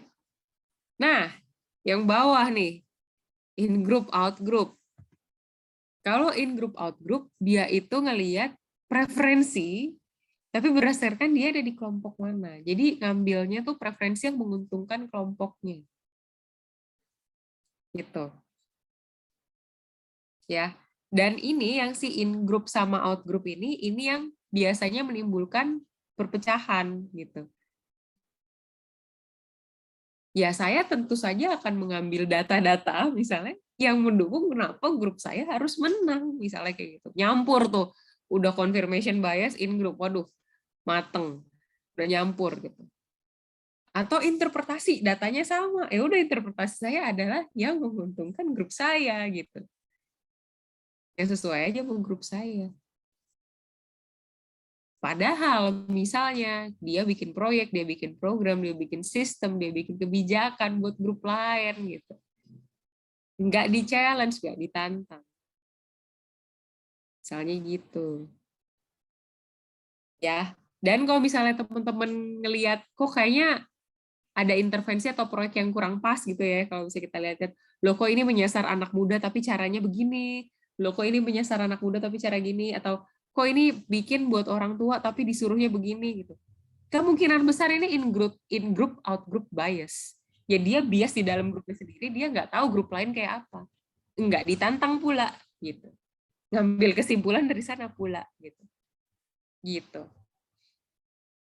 Yang ketiga, paling sering. Jadi ngambil kesimpulan berdasarkan orang yang paling kelihatan, paling menonjol, dan paling berhasil. Contoh, nggak apa-apa drop out kuliah itu Mark Zuckerberg bikin Facebook. Berapa persen sih orang di dunia yang masuk Harvard? 1. Terus yang kedua, punya capability dan akses dan resource segede Mark Zuckerberg. Berapa coba? Berapa persen gitu? Atau misalnya, enggak, ada tuh orang dari asal Papua, dia bisa sampai S3 di Oxford. Enggak, pendidikan Papua baik-baik aja. Mohon maaf, itu berapa persen dari keseluruhan populasi masyarakat di Papua yang bisa ngambil pendidikan sampai S3? Berapa orang? Gitu. Atau enggak tuh saya ngelihat perempuan-perempuan baik-baik aja. Berapa sih jumlah yang baik-baik aja dan apa sih definisi baik-baik aja, itu juga bisa kita pertanyakan ya gitu. Nah ini sering banget nih survivorship bias itu dipakai. Jadi dia menonjol ya dikit aja, tapi kemudian dia dijadikan kesimpulan buat semuanya bahwa ya udah bisa-bisa aja kok, baik-baik aja kok. Gitu. Sama yang ini nih, just world hypothesis. Kalau kamu baik, maka dunia akan baik ke kamu. Kalau kamu jahat, maka dunia akan jahat ke kamu. Ini sering dipakai buat korban kekerasan seksual. Atau korban kekerasan apapun. Biasanya dipakai untuk kekerasan berbasis gender. Ini pasti nggak bener nih. Dia ngurus suami. Makanya bla bla bla bla bla. Kalau dia baik, pasti bla bla bla bla bla. Sering dengar? Itulah biasanya teman-teman. Dan bahaya ya. Agak bikin deg-degan ya biasanya. Gitu. Padahal apakah dunia berjalan kayak gitu? Ya enggak, itu siapa kita gitu kan. Siapa kita ngasih tahu dunia harus berjalan kayak apa? Enggak juga gitu. The world is just too complex, terlalu kompleks. Gitu. Nah, ada nggak? Kalau tadi itu kesimpulan ekstrim, dia pasti nggak bener nih, makanya kejadiannya nggak bener ke dia gitu. Itu sampai ke kesimpulan kayak gitu. Ada nggak nih teman-teman? Dari nomor 2 sampai 5 yang kita cenderung pakai bias ini. Gitu. Misalnya kalau dalam yang contoh aku, misalnya apakah betul gitu ya, kan kalau just world hypothesis ya, jika kamu usaha maka pasti kamu akan bisa jadi top leader gitu. Sangat rentan dalam proses pikirku ada kayak gitu tadi kasusku soal perempuan bisa jadi top leader. Is it so? Benarkah? Misalnya teman-teman nih di setiap data teman-teman kayak step teman-teman ada nggak bisa yang kayak gini? Atau satu lagi lupa aku tulis tapi juga menarik, namanya false dichotomy. False-nya false, dikotominya dichotomy. Nah, false dichotomy ini adalah yang menariknya, jika tidak A maka B, jika tidak B maka A. Aku nggak ngomong apa-apa soal B.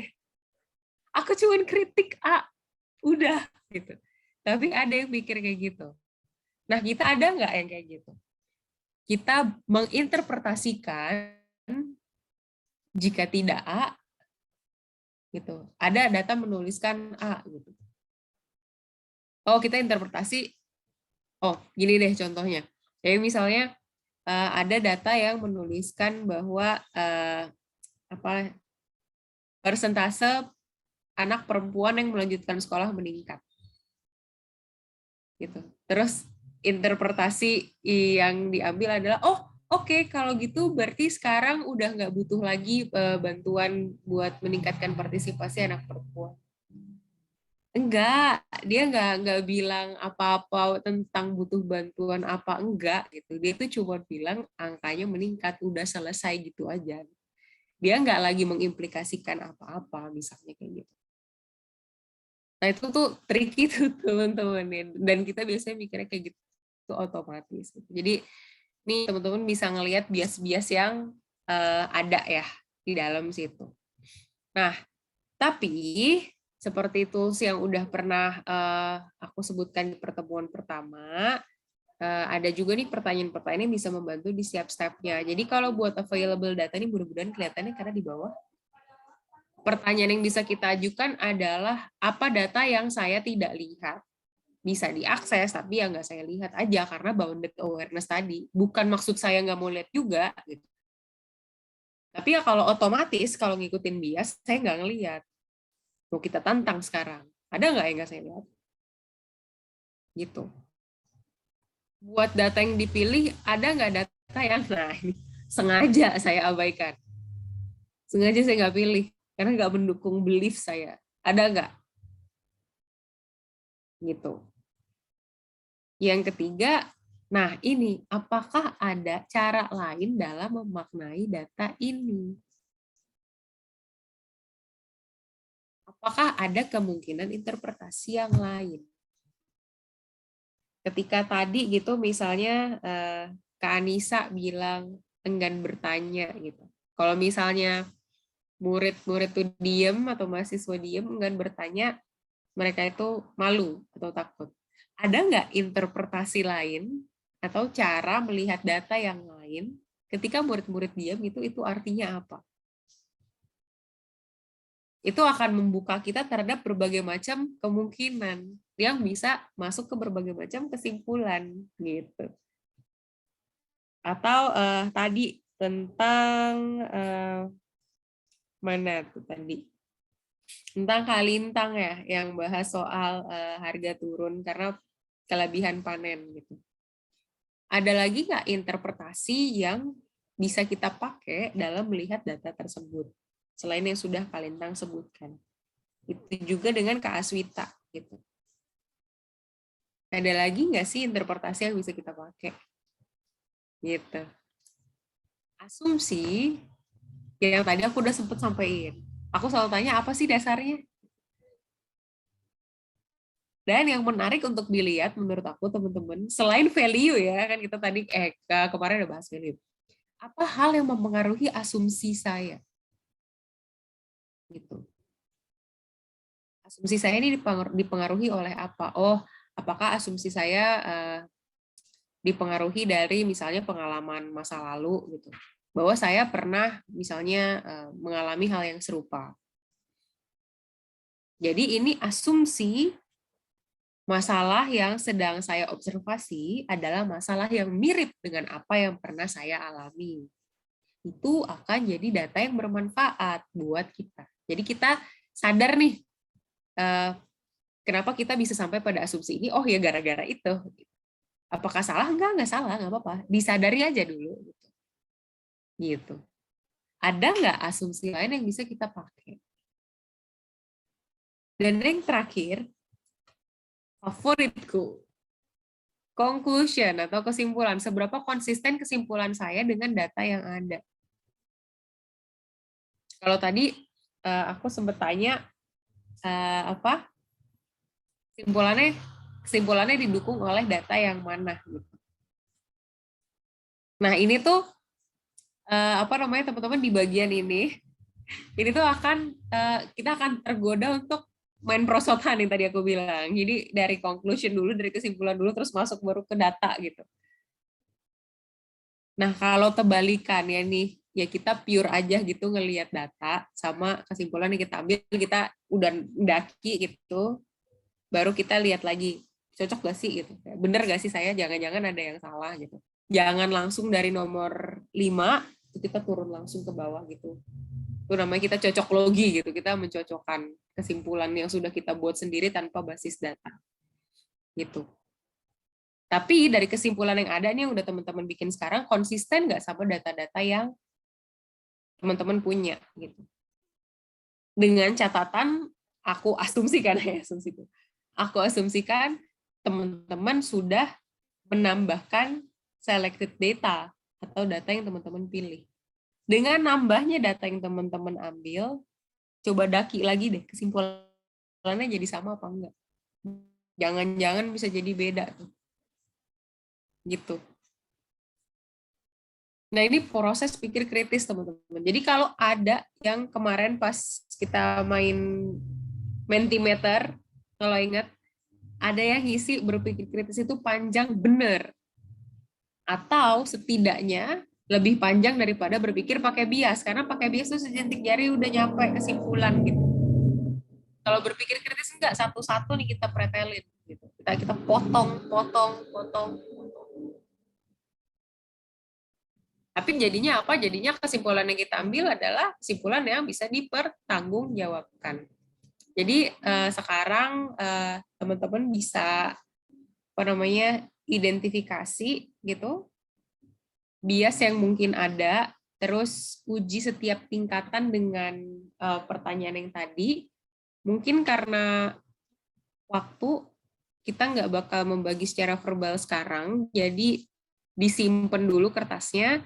Tapi kita bakal pakai beberapa menit di sesi ketiga, nanti hari Sabtu, buat teman-teman ngebagiin lagi nih revisi. Udah kayak kerjaan ya revisi ya. Update version lah, improvement gitu dari apa yang udah teman-teman tuliskan dengan sudah mengetahui bias sama udah ada pertanyaan-pertanyaan diajukan lagi. Gitu. Jadi silahkan diidentifikasi habis ini data apa yang nggak saya lihat, itu sampai kepada kesimpulan. Kalau mau kayak Kak Aswita, jos sampai puncak boleh sekarang. Jos sampai nomor 6 sampai nomor 7 nggak apa-apa. Gitu. Walau memang kita nggak akan bahas secara mendetail ya yang 6 sampai 7, tapi nggak apa-apa kalau mau sampai puncak. Oke? Oke, jadi kertasnya habis ini jangan dihilangin ya. Karena hari Sabtu ntar bakal dipakai lagi. Oke? Nah, sekarang aku masuk ke bagian terakhir, yaitu tools dasar yang ketiga, teman-teman. Tools dasar ketiga ini adalah membedakan antara paham dan setuju. Jadi teman-teman, kalau teman-teman ngelihat yang ini, yang bersihan deh sebentar. Kalau teman-teman ngelihat bukit ini, understanding, pemahaman itu di nomor 1, 2, 3, 4, 5. Ya, saya paham nih. Agreement, setuju atau tidak, itu ada di nomor 7. Perilaku. Memutuskan mau iya atau mau tidak.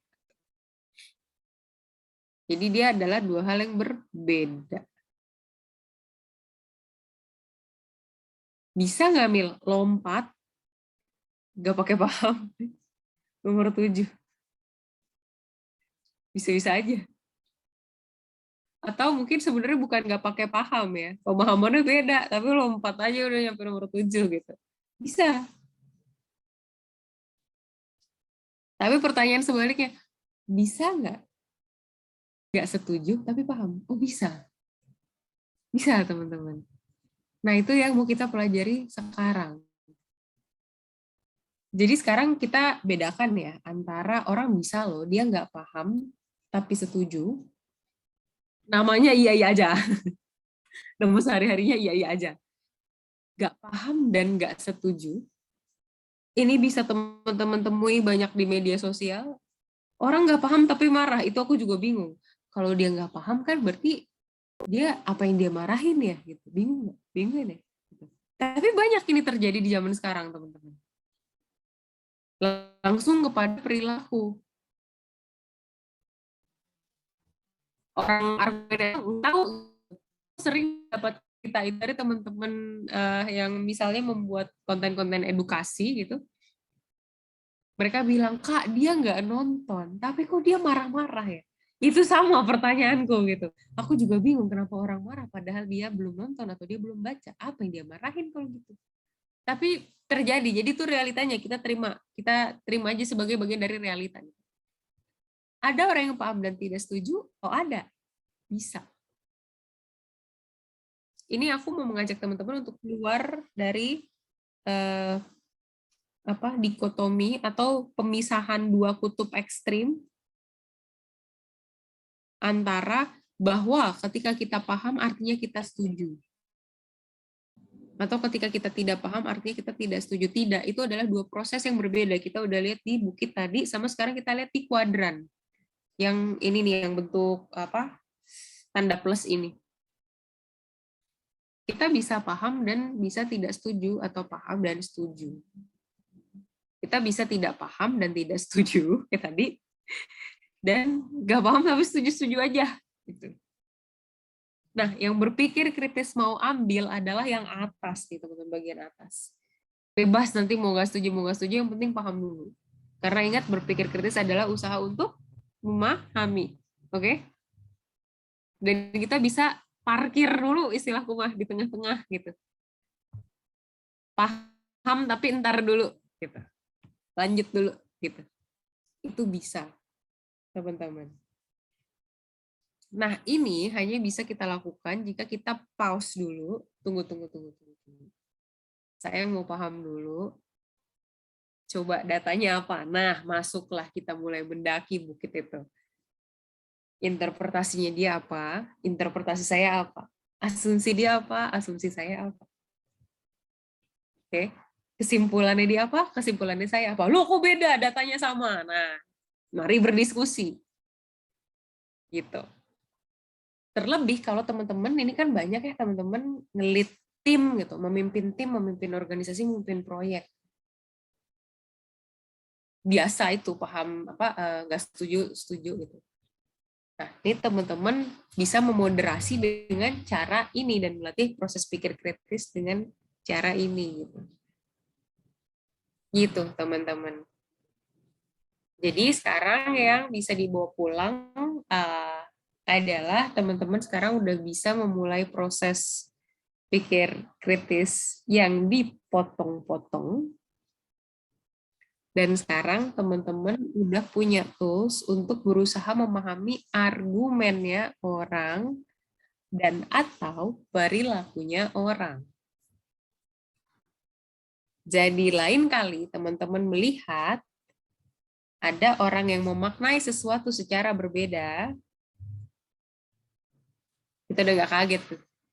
Atau orang yang berperilaku secara berbeda, kita juga udah nggak kaget. Yang next akan kita lakukan adalah asumsimu apa? Nah, kita udah bisa nanya itu tuh sekarang. Gitu, teman-teman. Oke?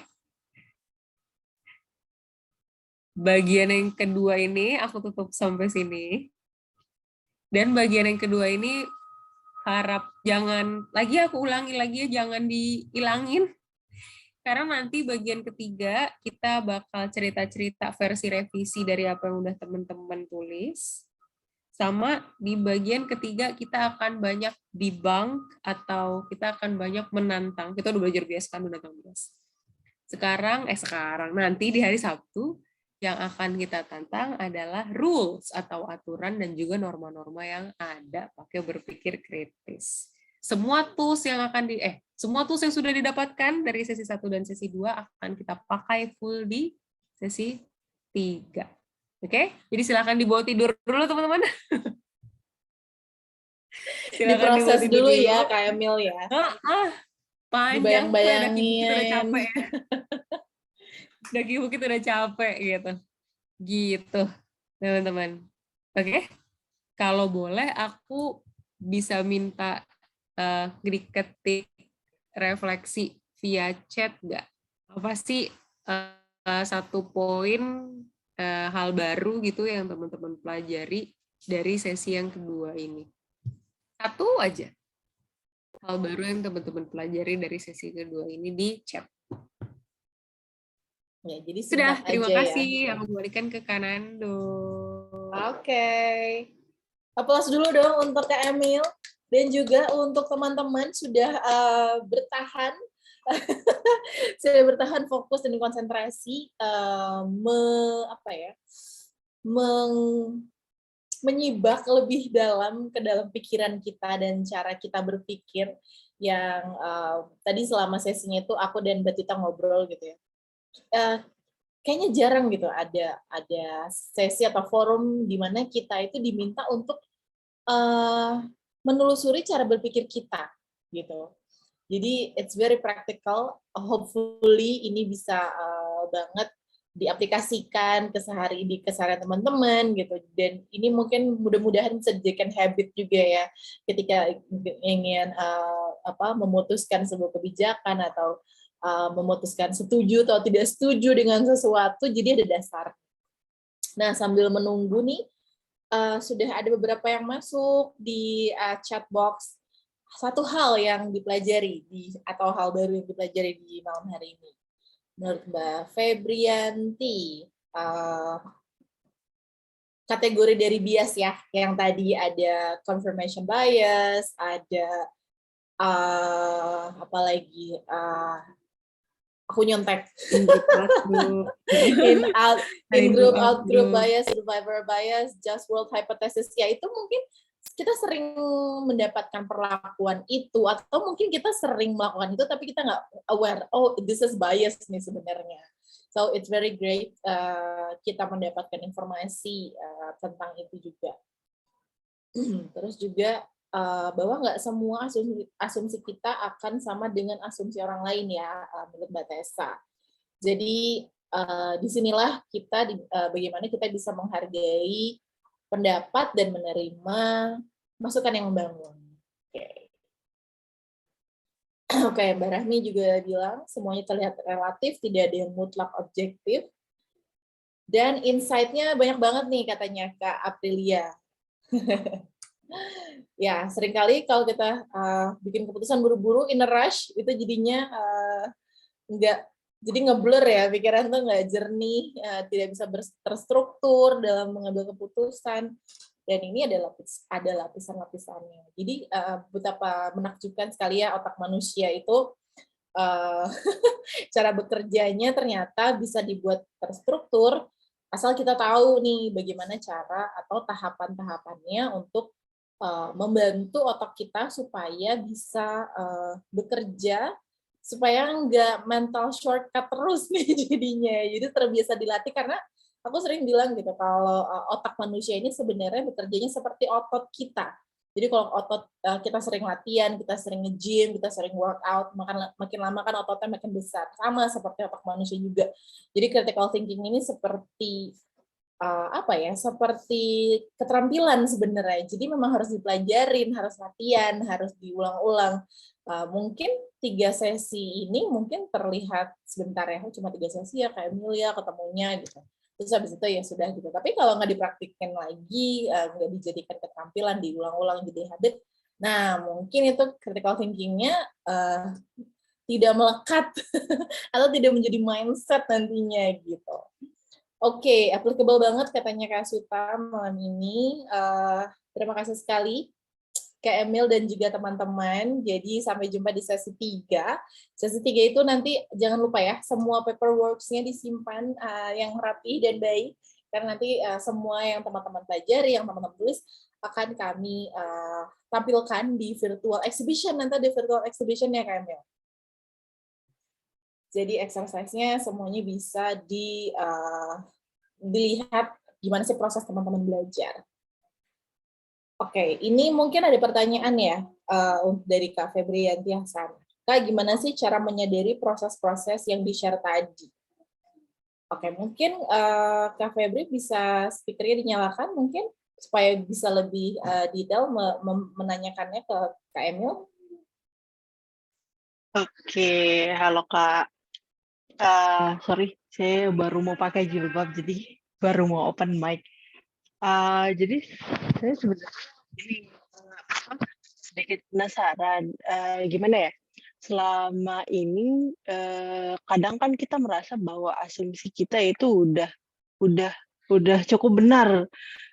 dengan bahkan mungkin sebelum sebelum menentukan si asumsi-asumsi itu kita mulai membaca apa segala macam, tapi tetap nggak bisa lewat dari si bias-bias yang tadi. Saya juga kaget, oh ada banyak banget ya contoh-contoh dari si bias itu sendiri. Kemudian pada akhirnya mungkin yang langkah buat saya pribadi ya, langkah yang perlu saya lakukan adalah menyadari secara sadar proses-proses yang tadi dan bagaimana sih. Jadi saya jadi bertanya-tanya bagaimana sih sebenarnya untuk kakak sendiri ya, pengalaman kakak sendiri melalui itu bagaimana memberikan kesadaran kepada diri bahwa kamu masuk ke bias yang ini loh sekarang, kamu masuk ke bias yang ini loh, ataukah dengan adanya si pertanyaan-pertanyaan tadi bagaimana sih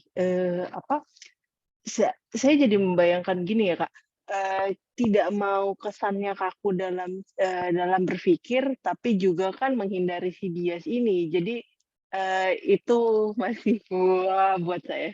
Itu, terima kasih. Makasih Kak Febri, seru ya Kak. Kayak menganalisis kepala sendiri gitu. Iya, jadi iya. Jadi memang ada dua cara Kak. Jadi yang pertama itu adalah ada pertanyaan-pertanyaan yang memang aku pakai untuk membantu aku ketika berpikir hal-hal tertentu. Dan pertanyaan ini kayak cukup umum, kayak yang kemarin aku share, kayak misalnya tentang definisi dan lain sebagainya gitu, itu aku pakai. Terus ada beberapa tools, kalau misalnya nanti teman-teman tertarik, mungkin di sesi 3 aku bisa berbagi beberapa tools yang gampang untuk dipakai sama teman-teman di tempat kerja gitu, yang bisa memandu. Jadi kayak, oke, sekarang kita pikir ini dulu, oke, habis ini kita pikir ini dulu gitu. Itu juga bisa dipakai.